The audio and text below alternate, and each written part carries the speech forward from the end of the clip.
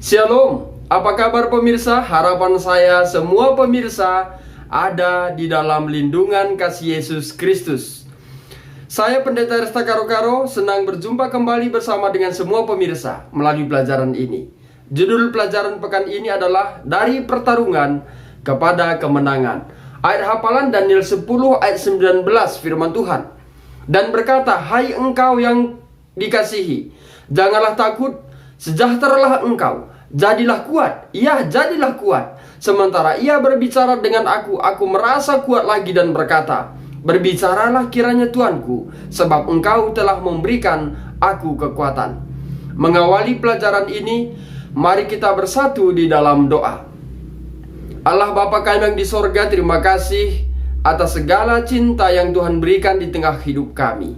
Saat ini Tuhan, kami kembali belajar dari pelajaran sekolah Sabat Daniel pasal yang ke-10. Urapilah kami dengan kuasa Roh Kudus Tuhan, agar kami dapat memahaminya. Ampunkanlah kami Tuhan dari setiap pelanggaran yang kami perbuat. Dalam anak-Mu Yesus kami berdoa dan mengucap syukur. Amin.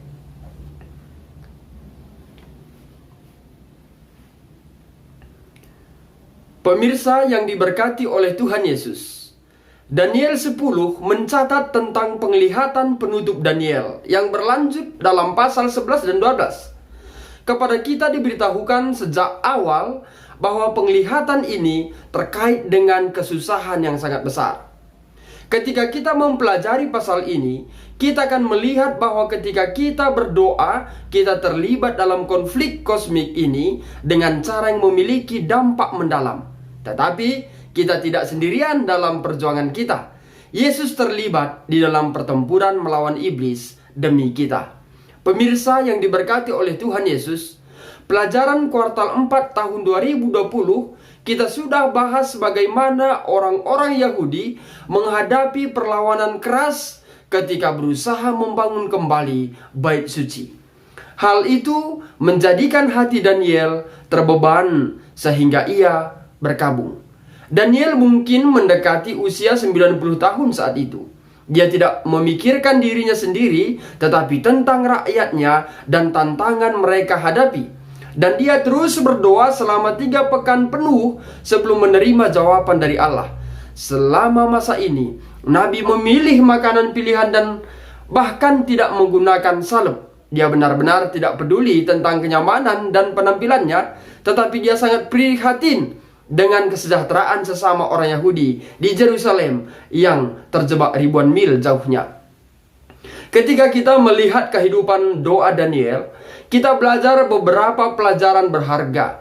Pertama, kita harus terus berdoa bahkan ketika permohonan kita tidak segera dijawab. Kedua, kita harus menyediakan waktu untuk berdoa bagi orang lain. Dan ketiga, doa mendorong Allah untuk melakukan sesuatu yang konkret dan nyata. Pemirsa, jadi marilah kita selalu berdoa dalam menghadapi pencobaan yang tidak tertahankan, masalah besar dan tantangan yang luar biasa. Marilah kita membawa beban kita kepada Allah dalam doa. Pemirsa yang diberkati Tuhan Yesus, hasil doa yang Daniel layangkan, ia mendapatkan suatu penglihatan yang paling megah, sebagaimana Daniel 10 ayat 5-6 firman Tuhan. Kuangkat mukaku lalu kulihat tampak seorang yang berpakaian kain lenan dan berikat pinggang emas dari Ufas. Tubuhnya seperti permata Tarsis dan wajahnya seperti cahaya kilat. Matanya seperti suluh yang menyala-nyala, lengan dan kakinya seperti kilau tembaga yang digilap, dan suara ucapannya seperti gaduh yang banyak. Pemirsa, penampilan manusia itu mengingatkan kembali kepada anak manusia. Pakaian lenannya mengingatkan pada pakaian imam, sebagaimana Imamat 16 ayat 4. Suatu aspek yang menyamakan tokoh ini dengan panglima bala tentara yang digambarkan sehubungan dengan bait suci surgawi. Emas juga dikaitkan dengan tanda kebesaran imam sebagai tanda martabat kerajaan. Pemirsa yang terakhir, bahwa menyamakan sosok ini dengan kilat, api, perunggu, dan suara yang kuat menggambarkannya sebagai makhluk supra alami. Gambaran ini juga menunjukkan kesamaan menarik dengan makhluk surgawi yang muncul di hadapan Yosua saat sebelum pertempuran melawan Jericho. Yosua 5 ayat 13 dan 14. Dalam penglihatan itu, Yosua melihat panglima bala tentara Tuhan. Menariknya, kata Ibrani yang diterjemahkan sebagai panglima yaitu Sar. Di sini adalah kata yang sama diterjemahkan sebagai pemimpin.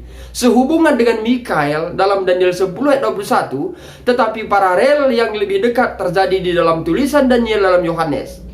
Menurut Daniel, orang-orang yang bersamanya ketakutan, dan Daniel sendiri jatuh pingsan dan tertelungkup ke tanah. Pemirsa Bakti Channel yang diberkati oleh Tuhan Yesus, dipenuhi terang dari cahaya ilahi, nabi itu jatuh pingsan. Kemudian seorang malaikat muncul untuk menyatukannya, menyentuhnya, dan menghiburnya. Ketika kita membaca narasinya, perhatikan bahwa malaikat itu menyentuh Daniel 3 kali. Sentuhan pertama memungkinkan nabi untuk sendiri dan mendengar kata-kata penghiburan yang datang dari sorga, sebagaimana Daniel 10 ayat 12, firman Tuhan. Lalu katanya kepadaku, janganlah takut Daniel, sebab telah didengarkan perkataanmu sejak hari pertama engkau berniat untuk mendapatkan pengertian dan untuk merendahkan dirimu di hadapan Allahmu, dan aku datang oleh karena perkataanmu itu. Saudaraku yang dikasihi oleh Tuhan Yesus, bagi kita ini datang sebagai jaminan bahwa Allah mendengar doa-doa kita yang merupakan penghiburan besar di saat-saat yang sulit sekalipun. Sentuhan kedua memungkinkan Daniel untuk berbicara. Sang nabi mencurahkan kata-katanya di hadapan Tuhan, mengungkapkan perasaan takut dan emosinya. Daniel 10 ayat 16 dan 17 firman Tuhan, tetapi sesuatu yang menyerupai manusia menyentuh bibirku, lalu kubuka mulutku dan mulai berbicara. Kataku kepada yang berdiri di depanku itu, Tuanku, oleh sebab penglihatan itu aku ditimpa kesakitan dan tidak ada lagi kekuatan padaku. Masakan aku hamba Tuanku ini dapat berbicara dengan Tuanku? Bukankah tidak ada lagi kekuatan padaku dan tidak ada lagi napas padaku? Jadi, Tuhan tidak hanya berbicara pada kita, Dia ingin kita membuka mulut kita sehingga kita dapat menyampaikan kepada Dia tentang perasaan, kebutuhan, dan aspirasi kita. Dan sentuhan yang ketiga memberikan kekuatan. Ketika Daniel mengakui ketidakmampuannya, malaikat itu menyentuh dia dan menghiburnya dengan kedamaian Allah. Daniel 10 ayat 19 firman Tuhan demikian. Hai engkau yang dikasihi, janganlah takut. Sejahteralah engkau, jadilah kuat, ya jadilah kuat. Sementara ia berbicara dengan aku merasa kuat lagi dan berkata, berbicaralah kiranya Tuanku, sebab engkau telah memberikan aku kekuatan. Pemirsa, ingatlah bahwa malaikat itu telah dikirim kepada Daniel sebagai jawaban menerima wawasan dan pengertian. Saudaraku, dengan Allah di pihak kita, maka kita dapat memiliki kedamaian bahkan ketika kita menghadapi kesengsaraan. Sentuhan penuh kasih-Nya memungkinkan kita untuk melihat masa depan dengan harapan. Salah satu penulis terkenal, Ellen G. White, Alpha dan Omega, jilid 5 halaman 39 mengatakan, bagi kita dalam suasana hidup yang serba sederhana, surga boleh jadi dekat sekali. Pemirsa yang diberkati oleh Tuhan Yesus, utusan surgawi menarik tirai ke samping dan mengungkapkan kepada Daniel perang kosmik yang terjadi di balik layar sejarah manusia. Begitu Daniel mulai berdoa, pertempuran rohani dimulai antara langit dan bumi. Makhluk surgawi memulai pertarungan dengan Raja Persia untuk membiarkan orang-orang Yahudi melanjutkan pembangunan kembali Bait Suci. Ketika tahu dari pembukaan Daniel 10 bahwa Raja Persia adalah Kores, namun seorang raja manusia yang ditinggalkan oleh dirinya sendiri tidak dapat menawarkan perlawanan yang signifikan terhadap makhluk surgawi. Ini menunjukkan bahwa di belakang raja manusia berdiri agen spiritual yang menghasut Kores untuk menghentikan orang-orang Yahudi membangun kembali Bait Suci. Pemirsa yang diberkati oleh Tuhan Yesus, situasi serupa terjadi di Yehezkiel 28, di mana Raja Tirus mewakili iblis, kekuatan spiritual di belakang raja manusia dari kota itu. Jadi seharusnya Tidak mengherankan bahwa raja-raja Persia yang terhadapnya Mikael datang untuk berperang, melibatkan iblis dan para malaikatnya. Ini menunjukkan bahwa oposisi manusia terhadap pembangunan kembali bait suci di Yerusalem memiliki pandangan dalam dunia rohani. 3 minggu lamanya, Gabriel bergumul dengan kuasa-kuasa kegelapan, berusaha melawan pengaruh-pengaruh yang bekerja pada pikiran Kores. Dan sebelum pertandingan berakhir, Kristus sendiri datang membantu Gabriel itu. Daniel 10:13 mencatat bahwa pemimpin kerajaan orang Persia berdiri 21 hari lamanya menentang aku, kata Gabriel. Tetapi kemudian Mikael, salah seorang dari pemimpin terkemuka, datang menolong aku, dan aku meninggalkan dia di sana berhadapan dengan raja-raja orang Persia. Pemirsa, Ellen G. White, Alpha dan Omega jilid 4 halaman 172 mengatakan, segala yang surga dapat lakukan demi keselamatan umat Allah telah dilakukan. Pada akhirnya kemenangan diraih, kekuatan-kekuatan musuh telah dapat ditanggulangi pada zaman Kores dan sepanjang zaman Kambises putranya yang memerintah 7,5 tahun lamanya. Pemirsa yang diberkati oleh Tuhan Yesus, karakter yang paling menonjol dalam kitab Daniel adalah sosok yang awal disebut anak manusia, Daniel 7 ayat 13, atau panglima bala tentara, Daniel 8 ayat 11. Dan akhirnya ia mengetahui bahwa namanya adalah Mikael, Daniel 10 ayat 12, yang berarti seperti Allah. Pemirsa, dia datang untuk membantu Gabriel dalam konflik dengan Raja Persia.